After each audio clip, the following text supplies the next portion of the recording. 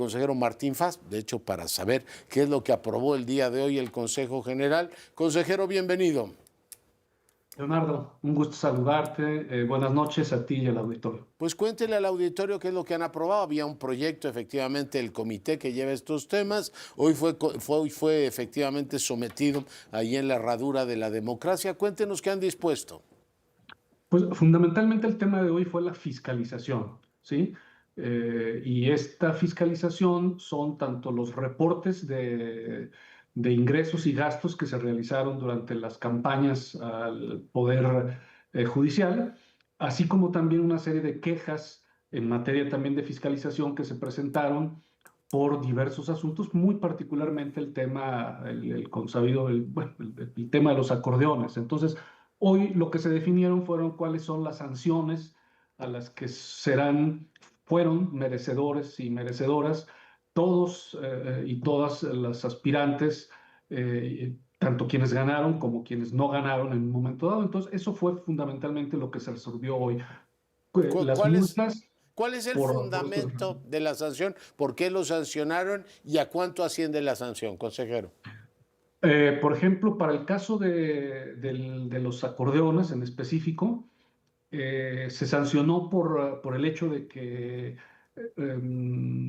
resultaron beneficiados por estos acordeones, aunque no se logró hasta el momento, todavía se conserva una investigación de oficio. No se logró saber quiénes los produjeron, quiénes los imprimieron, pero sin embargo, lo que sí sabemos es que fueron beneficiados estas personas ganadoras por estos acordeones y por lo tanto se sanciona el beneficio que les resultó al haber aparecido en estos acordeones. Ahí estamos hablando de multas que varían porque si bien la multa podía ser hasta por el 10% del tope, de los topes de campaña que se habían establecido, también hay que individualizarla en conformidad a los ingresos que tienen y entonces ahí varían las multas. Para el caso de la Suprema Corte de Justicia de la Nación, quien recibe más multas es Loretta Ortiz Alf. Ella en total son 255,017 pesos. Luego después está Esquivel, 190,000. exactamente Yasmín Esquivel con 190,000. Después está Sara Irene Herrerías Guerra con 138,000. Después María Estela Ríos González con 125,000. Luego Giovanni Azael Figueroa Mejía con 94,000. Y así van hasta quien menos, es el caso de Irving Espinosa Betanzo, que es de 79,198.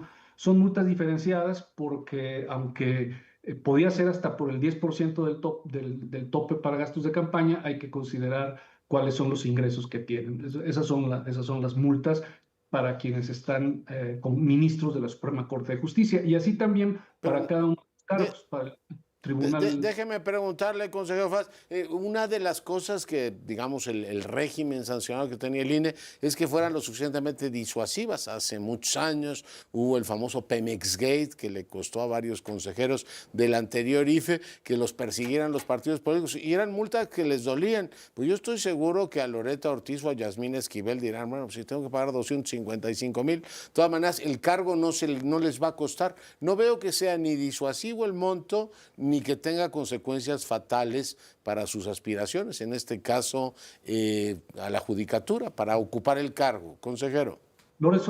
Perdón, Leonardo, hay que considerar que aquí estuvo muy restringida el financiamiento. De hecho, no hubo financiamiento público, mientras que estas sanciones que se aplican a los partidos políticos, como los casos que tú señalas, hoy mismo incluso resolvimos sanciones a partidos políticos en las elecciones de Durango y de Veracruz y son sanciones mucho más altas porque hay financiamiento público. Aquí no hay que olvidar que estamos hablando, hubo una restricción, la ley restringió de una manera muy fuerte los ingresos y solamente no podían tampoco recibir dinero privado, solo podían utilizar dinero de su propia bolsa. Entonces, por así decir, el tope de gastos de campaña para la Suprema Corte de Justicia de la Nación, también para el Tribunal de Disciplina, era de 1.468.841. Entonces, todas las sanciones, incluyéndose las que se hacen a los partidos políticos, siempre tienen que ver con un porcentaje de los topes de campaña.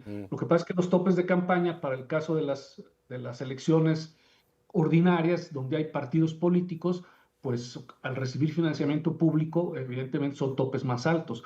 Por eso es que aquí las sanciones pues son de esta naturaleza, porque estamos hablando de que no hay dinero público y tampoco hay dinero privado que no sea el de la propia, del propio aspirante o Sí, la yo aspirante. entiendo, digo, y no quiero hacerla aquí de abogado del diablo, pero entiendo que hay esta dualidad público-privado, pero hay también la legal e ilegal, y aquí claramente uno dice, oiga, ¿y de dónde salió este acto de concertación para tener tantos, en este caso, acordeones, y que los beneficiarios fueran ellos, ¿no?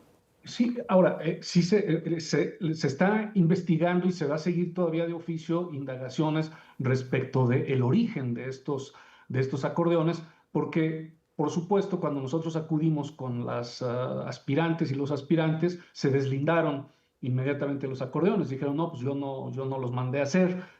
Entonces, falta esa parte y para eso hay todavía algunos procedimientos oficiosos, pero sí se podía sancionar ya desde ahora esta parte del beneficio que les representó Porque a quienes si fuera reciben el fútbol, perdón. Martín, sería, o sea, el gol se metió en fuera de lugar, los captó el VAR, pero dicen, ¿sabe qué? De todas maneras ya calificó este equipo, y el que compró al abanderado, pues no vamos a preguntar de dónde salió ese dinero. Esa es la impresión que me queda. Mira, Leonardo, estuvimos a solo un voto de que incluso ni siquiera se le sancionara. Hay que recordar que la Unidad Técnica de Fiscalización, en un primer momento, estas quejas por los acordeones las declaró infundadas y venían sin sancionarse. Fue en la comisión de fiscalización que se hizo el viernes que las consejerías que forman parte de esta comisión resolvieron que debía sancionarse por el beneficio que habían obtenido. Y hoy la votación fue de 6-5, es decir, estuvimos a un voto de que no se les sancionara incluso, como era la propuesta original de la Unidad Técnica de Fiscalización. De tal forma que efectivamente son sanciones que no son comparables a las sanciones que se hacen a los partidos políticos, pero es que los parámetros para establecer estas sanciones pues sí son bien distintos por la naturaleza tan distinta del financiamiento, que mientras los partidos políticos reciben financiamientos públicos y también privados, porque les pueden dar un financiamiento sus militantes o donadores hasta ciertos límites. En este caso no había, fue muy restrictivas estas campañas en ese sentido. Pero qué bueno que nos lo recuerda, porque ha habido efectivamente esa atención. Pero ahí está parte de esa historia. Consejero, le agradezco mucho que haya estado esta noche con nosotros. Un gusto, Leonardo. Gracias, Martín Faz, consejero del INE. Y ahí está la historia. Dirán, pues despeinados, yo pago 250,000 pesos de multa, voy a ser ministra de la Suprema Corte. Y otra dirá, yo 125,000, pero también ministra de la Suprema Corte. ¿Qué le hace una manchita más al tigre total? ¿Qué le hace una nota más al acordeón? Pausa, volvemos.